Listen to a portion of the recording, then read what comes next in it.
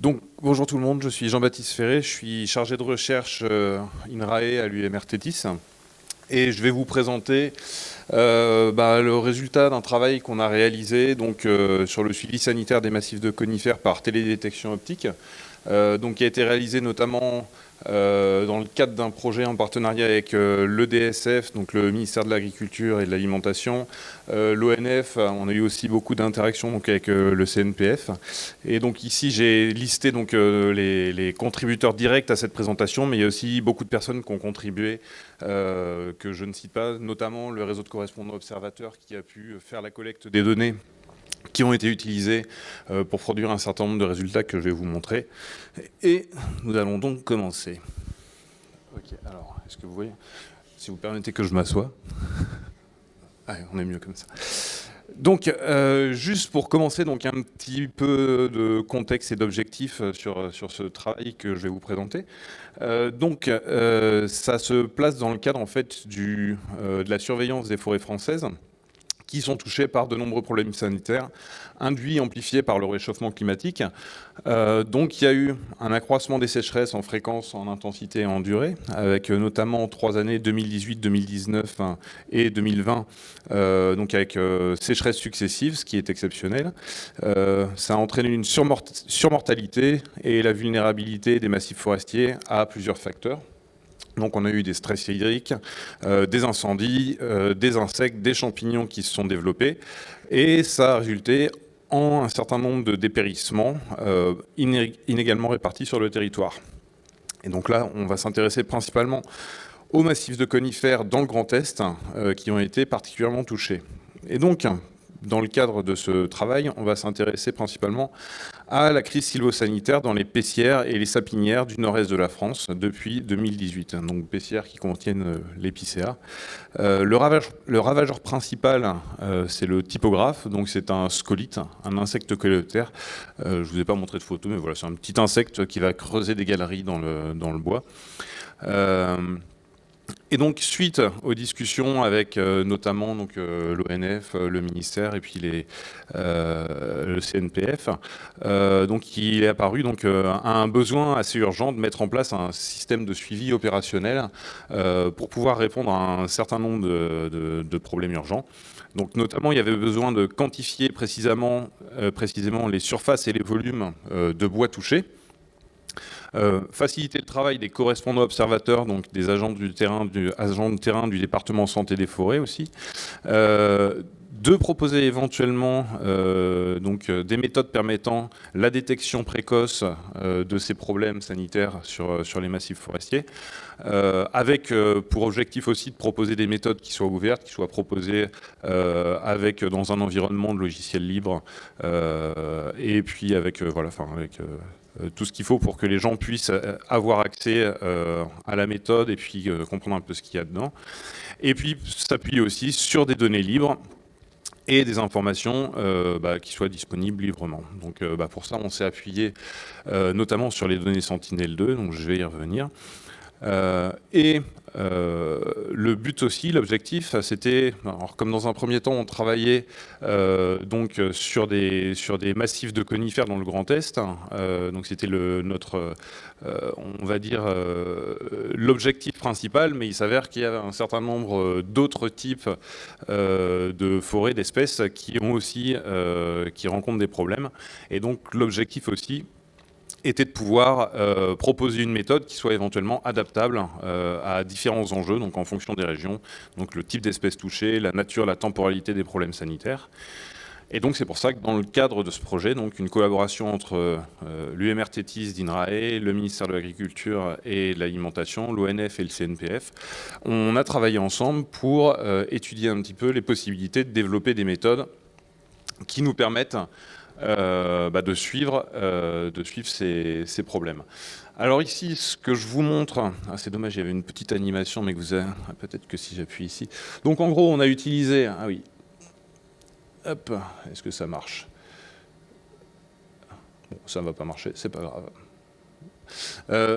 Ce que je voulais vous montrer, donc, dans un premier temps, On a ici, sur la gauche, c'est donc la région Grand Est très élargie, avec un certain nombre d'autres zones donc de l'Est de la France. Et puis tous les petits points que vous voyez, ce sont des points issus d'observations terrain, donc par ces correspondants observateurs qui nous ont fait remonter des informations associées à de la présence de scolites sur des zones, voilà, enfin dans des parcelles forestières. Donc avec différentes graduations en fait en fonction de l'intensité du dépérissement. Donc on a des massifs, enfin des zones d'observation où a priori les arbres, les individus sont sains, d'autres où il y a un stade scolité vert, c'est-à-dire que on va pas encore avoir visuellement, on va pas pouvoir apprécier le dépérissement en regardant l'arbre, mais par contre avec une étude un petit peu plus fine, on peut observer qu'en effet l'arbre commence déjà à être touché par les scolites. Et ensuite, après le stade scolité vert, on a un stade scolité rouge, un stade scolité gris, et généralement, on aboutit à une coupe pour éviter, pour éviter la contagion. Et donc voilà. Et donc ici, c'est cette région. Ce que vous voyez, le tuilage, c'est le tuilage Sentinelle-2 associé. Donc ce qu'on peut voir, c'est qu'il y a voilà, je ne sais plus, il y a entre 15-20 tuiles qui étaient concernées, donc sur lesquelles on avait pour objectif de produire au final des cartes de dépérissement. Donc oui. Juste pour remettre un petit peu plus dans le contexte, donc dans le cadre de ce projet, il y avait et un volet associé plutôt, on va dire, à de la recherche, à du développement pour identifier une méthode qui permette d'identifier, de détecter ces foyers de scolite par télédétection.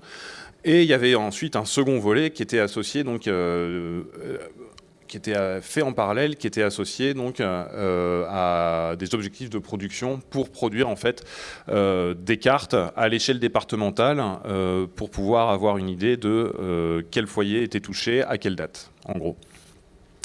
Et donc c'est pour ça qu'on s'est orienté sur de l'analyse des séries temporelles Sentinelle-2 qui avait un certain nombre d'avantages, notamment, ça je vous l'expliquerai un petit peu dans la diapositive suivante. Mais avec Sentinelle-2, on avait la possibilité de pouvoir accéder à un certain nombre d'informations relatives aux propriétés de végétation.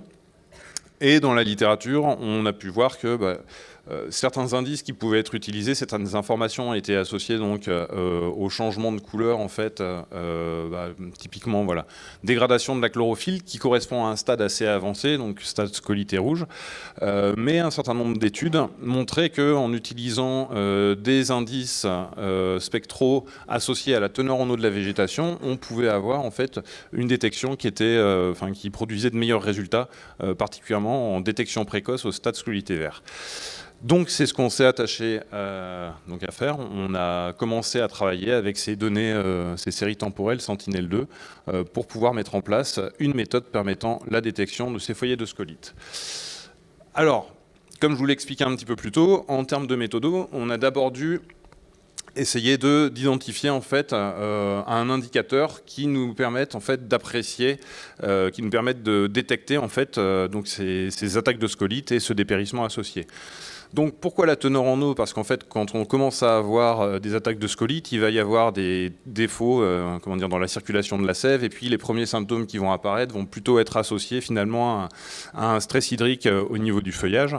Et donc ça va se traduire en fait par une diminution de la teneur en eau, a priori. Et donc pour ça, on a un certain nombre de méthodes qui peuvent nous permettre d'estimer la teneur en eau de la végétation à partir des données Sentinelle-2. Et nous, on a proposé en fait un indice spectral, donc qu'on a appelé CR-SWIR avec CR pour Continuum Removal. En gros, qui est un indicateur qui permet d'estimer, en fait, de traduire la profondeur relative du pic d'absorption qu'on peut observer sur la bande 11, qui est entre autres associée à la présence de l'eau à la surface, sur la surface qu'on observe. Et en gros, ce CR-SWIR, ça correspond au rapport entre la réflectance mesurée sur la bande 11 et puis la réflectance théorique de cette ligne de base qui correspond en fait à une relation linéaire entre la bande 8 et la bande 12. Et donc en fait, ce CR-SWIR ici, c'est à la suite de simulation, ça vous montre un petit peu donc la réponse du CR-SWIR enfin la réponse de la teneur en eau foliaire dans la canopée en fonction du CR SWIR. Et donc on voit qu'on a une corrélation qui est relativement bonne et où on a, plus on a un CR SWIR qui est important, donc en haut, plus on va avoir une teneur en eau qui va être faible.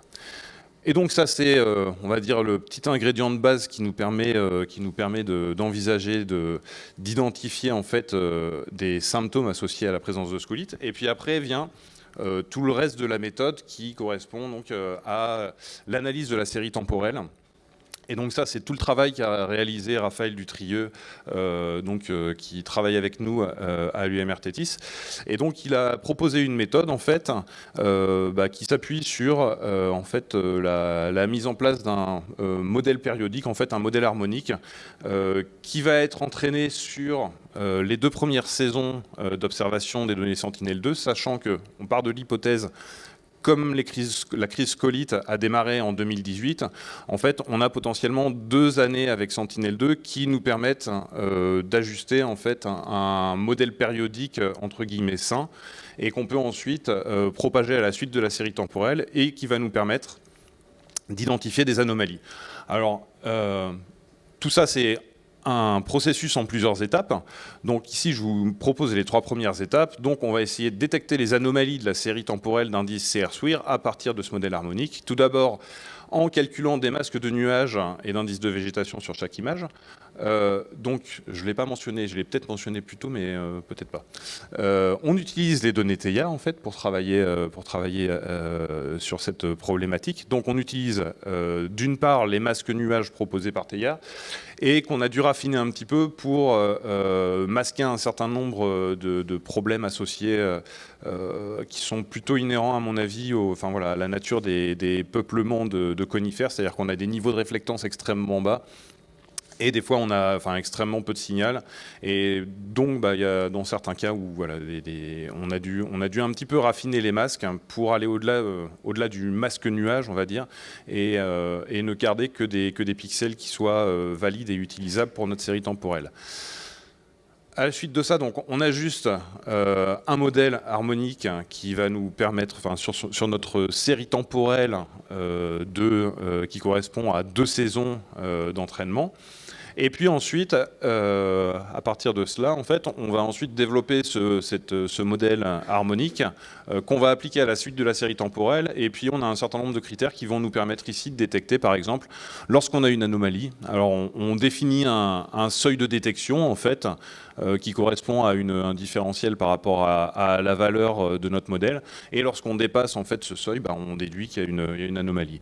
Alors bien sûr, de temps en temps, il peut y avoir des anomalies qui sont détectées, mais le but du jeu, c'est pour éviter d'avoir trop de faux positifs.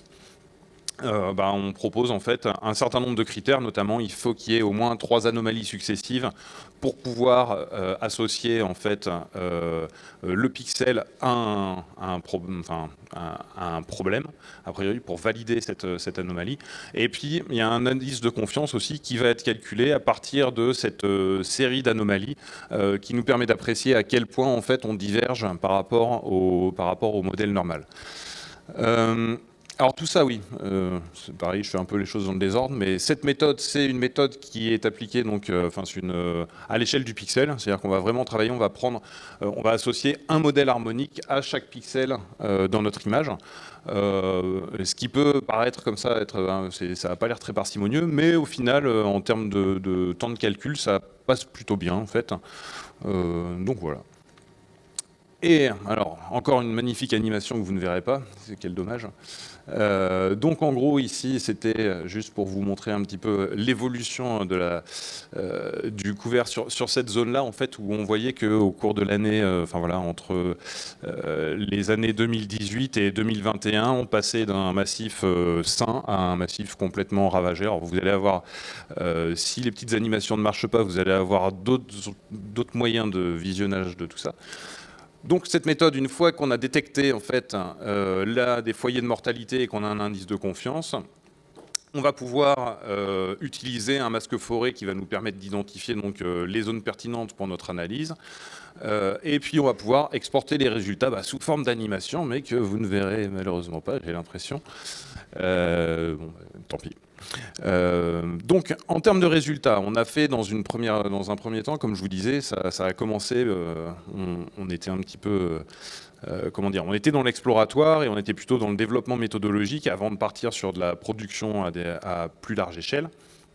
Et donc, dans un premier temps, comme j'ai mentionné plus tôt, on s'est appuyé sur toutes ces données d'observation issues en fait, du réseau des correspondants observateurs. Donc, ces données de terrain collectées par l'ONF, le CNPF et le DSF. Et ici, ça vous montre en gros voilà, des matrices de confusion un peu classiques. Où, donc ici en abscisse, on a le stade observé alors c'est pas à l'échelle de pixels, c'est à l'échelle de sites. Donc on a 315 sites par exemple qui étaient observés, identifiés comme sains sur le terrain et que la méthode a détecté comme sains, etc. Donc matrice de confusion classique. Donc ce qu'on voit, c'est qu'on a plutôt des très bonnes performances. Enfin, on était assez satisfait. Sur votre droite, ce que vous pouvez observer, c'est le nombre de mois entre l'observation effectuée sur le terrain et puis la détection par Sentinel-2. Alors, en gros, là, ce qu'il faut voir, c'est donc, on a eu une observation, par exemple, alors voilà, commençons ici. Donc ici, on a eu une observation à T0 et puis les observateurs ont identifié la zone, enfin la parcelle comme saine. Et puis pour nous, en fait, en effet, on l'identifiait comme saine à peu près tout le temps. Et puis il y a quelques petites, il y a quelques zones en fait sur lesquelles on a vu qu'il y a une augmentation au fur et à mesure de l'évolution de la crise des scolites. Alors on n'a pas les infos pour savoir si finalement ce que les observateurs ont identifié comme ça, finalement c'était peut-être scolité ou pas. Donc on ne peut pas savoir si c'est effectivement la méthode qui se plante ou les observateurs. Dans le doute, on va dire que c'est la méthode qui se plante. Et on peut observer ici, donc là c'est ce qui correspond au stade scolité vert et scolité rouge. Donc sachant que voilà, stade scolité rouge, c'est quand on commence à avoir un certain nombre de symptômes vraiment bien visibles. Et là, ce que vous pouvez observer, c'est que on est à, voilà, comme ça monte sur la matrice de confusion, on est à 90%, 90% de détection correcte sur du stade scolité rouge. Ce qui est assez intéressant, c'est que pour le stade scolité vert, donc qui est a priori non perceptible à l'œil nu, on est quand même autour de 70% en fait de détection sur ce stade scolité vert à T0. Donc ce qui est plutôt une bonne nouvelle. On était assez satisfait là-dessus. Alors là, c'est juste une autre représentation, en fait, c'est pareil. On regarde un petit peu l'historique pour toutes ces parcelles de terrain, en fait. On a observé donc à T0 un état. Et puis, en fait, on regarde dans le passé comment est-ce que ça marchait déjà.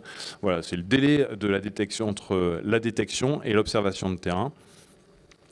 Et donc on voit que la majorité des scolités rouges, qui ont été effectivement identifiées comme scolités rouges, sont détectées dans les 5 mois précédant l'observation sur le terrain. Les stades scolités gris, on voit que dans 15 mois avant ce stade scolités gris, on était capable de les identifier.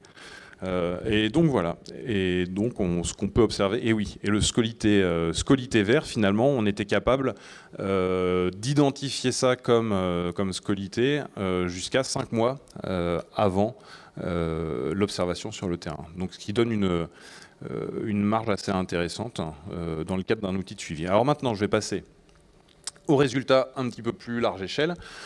Après la discussion avec nos collègues, donc notamment Thierry Belloir et puis d'autres collègues, ont commencé à travailler avec cette chaîne de traitement et puis on l'a appliqué sur toute la région Grand Est. Et ici, ce que je vais vous montrer, donc ça correspond aux cartes, aux surfaces de dégâts dus aux scolites par commune au cours de l'année biologique, donc 2017, 2018, 2019, là où on arrive, on va arriver dans le pic, donc toujours 2019. 2020 et puis 2021 où ça a priori voilà, c'était il n'y a que juillet et août et puis il y avait déjà eu en fait tellement de dégâts que on observe plus forcément grand chose.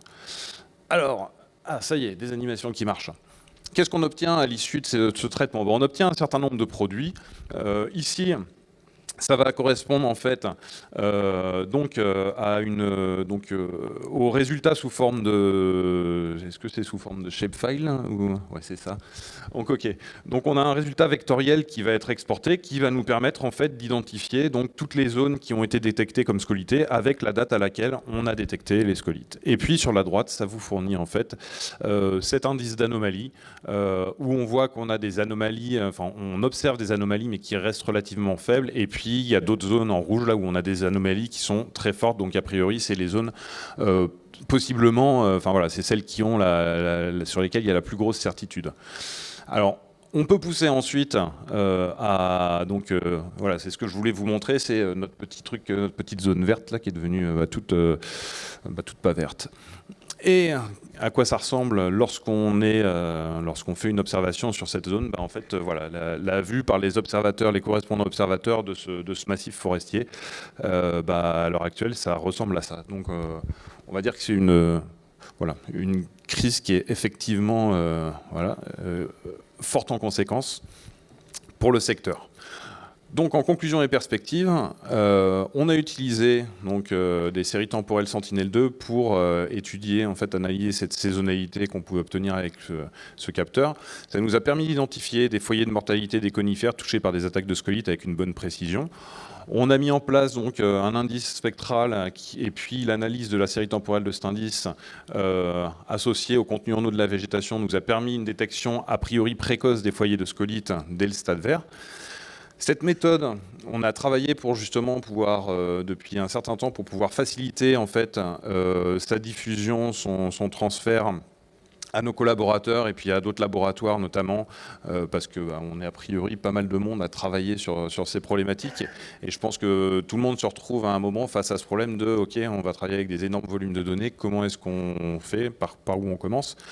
Donc on s'est dit que ça valait peut-être le coup de proposer en fait ça sous forme de package, un package Python qui permettrait aux gens d'avoir le code, d'éventuellement de le modifier, de pouvoir y contribuer si les personnes sont intéressées pour développer d'autres fonctionnalités. Donc c'est hébergé sur un dépôt GitLab qu'on va ouvrir au public très prochainement. Donc je vous invite à noter l'adresse et puis voilà, il s'appelle Forded le package pour le moment. Et donc dès que ce sera ouvert, vous pourrez utiliser ça. Et il y a un petit site web qui est associé, qui a été fait aussi par Raphaël avec tout un tas de tutoriels qui permettent de manipuler les données Sentinel-2. Il y a une production à l'échelle régionale qui a été réalisée pour les années 2017 à 2021 sur les régions Grand Est, Bourgogne-Franche-Comté, les départements de l'Inde, la Savoie et de la Haute-Savoie. On a effectué une formation justement en s'appuyant sur ce package, donc la première version du package, donc où on a rassemblé des collaborateurs de l'ONF, du DSF, du CNPF, pour pouvoir un petit peu vérifier si la méthode était effectivement accessible, même pour des personnes qui n'étaient pas forcément qui n'avaient pas forcément une expertise très poussée en analyse de données de télédétection. Et a priori, c'est une expérience qui a été plutôt concluante. Et donc Forded notamment a été utilisé dans le contexte d'autres essences, donc pour travailler notamment sur le pin, sur le sapin, sur un certain nombre de feuillus, par des collègues qui ont pu prendre le code et puis l'installer en fait sur leur machine ou dans d'autres infrastructures dans leurs instituts. Et puis maintenant on a ce package qui a priori semble utile, fournir des bons résultats, et puis on va travailler justement à la maintenance évolutive, la correction de potentiels bugs qui va être nécessaire à assurer. Donc pour ça, pour le moment, on a besoin de ressources humaines pour pouvoir assurer ce travail. Et donc en espérant qu'on arrive à mener à bien cette tâche. Et puis justement, le fait que ce soit ouvert, ça permettra peut-être à d'autres personnes de se l'approprier et puis de contribuer à ce projet.